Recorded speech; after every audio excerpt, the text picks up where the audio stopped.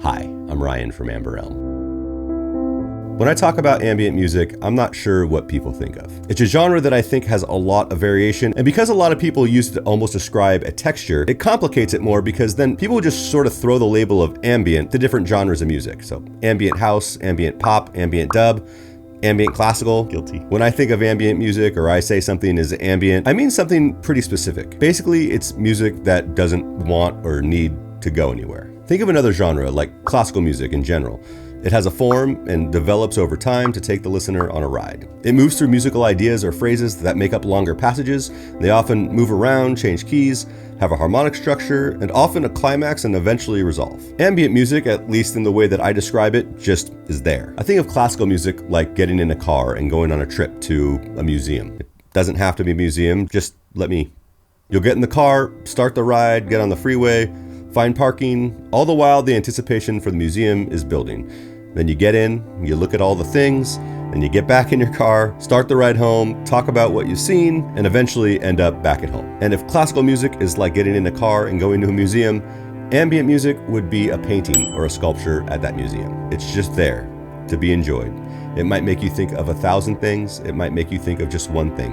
It might calm you, let you get lost in it, or annoy you and make you want to move on. But it is what it is, and it just sits there waiting to be experienced. I sort of break ambient music down into two camps: music that wants to be ignored and music that wants to be listened to. Nothing's wrong with either of them. I think they're both equally valid, but the music that wants to be ignored, I think, also wants to sort of wash over you. It's great for study and sleep and meditation. It's usually very rich with texture. The music that wants to be listened to, on the other hand, can also be good for all of those things, but usually has a deeper context, almost more like art music. This is the type of ambient music that moves me. Whether it's rock, jazz, minimalist, ambient, or some other random genre, the context of the piece or methodology of how it was constructed can take it from being sort of terrible to amazing, or from beautiful to almost genius. So today I wanted to look at methodologies that you can use to create some beautiful ambient music. Because ambient music is, well, ambient, almost anything will do to get you going. I made a little ambient piece this week as sort of an example of how you can start with an idea and turn it into a musical idea, or a method to write a piece. The piece is called Roger's Beast, and I want to play you a short excerpt from it, and then have you sort of note your reaction to it, just like, in your head, because I can't really hear you. Then I want to explain the context around it, the methodology behind it, and play it again. And it'll be really interesting to see if your reaction changes to it at all. And I'd love to hear if it does, or even if it doesn't, down in the comments.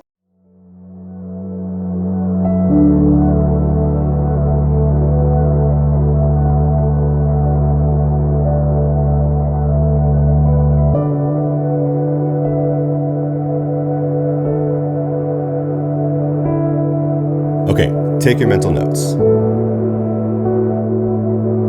This piece is based on the videos of Mr. Rogers and Mr. Beast. I've been sort of obsessed with the way video editing has changed over the years. My favorite show growing up was Mr. Rogers, and showing it to my kids when they were younger was a really awesome experience. But also rewatching it as an adult decades later was a really weird experience. I noticed how slow the edits were. Camera shots would stay on Mr. Rogers for a really long time.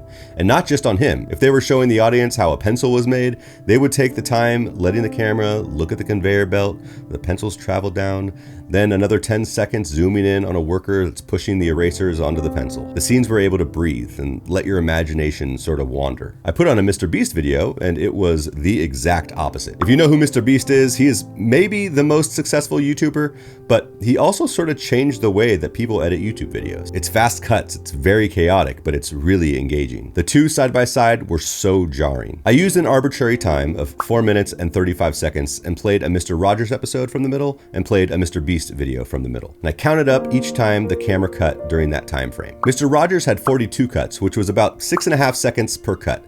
But Mr. Beast had 172 cuts, which was one every 1.6 seconds. I decided to take that information and try to make something musical out of it. The piece would just be 4 minutes and 35 seconds.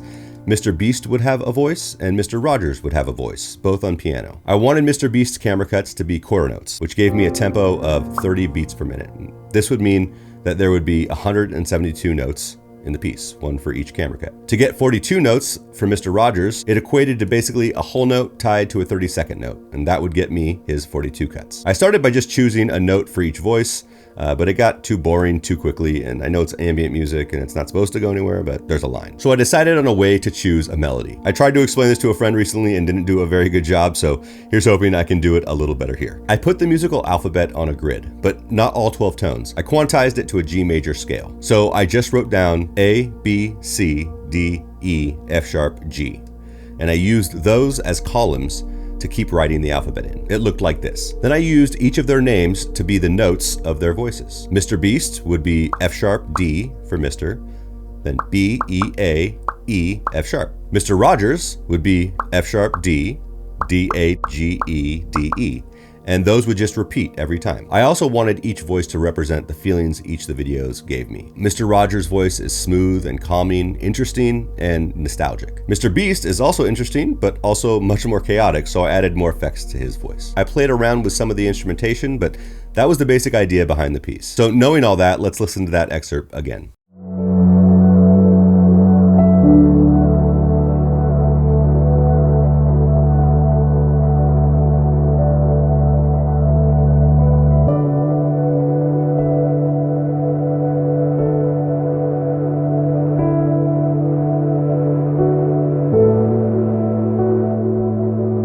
Does knowing the way it was constructed change the way you feel about it? For me, it does. And let me know in the comments if it does for you. I really enjoy ambient music. It's art for your ears in a way that's different than almost any other genre. I made a video of just the piece Rogers Beast, which I'm sure is being displayed on the screen somewhere down here. So check it out if you want to. Otherwise, thanks for watching, and I'll see you next time.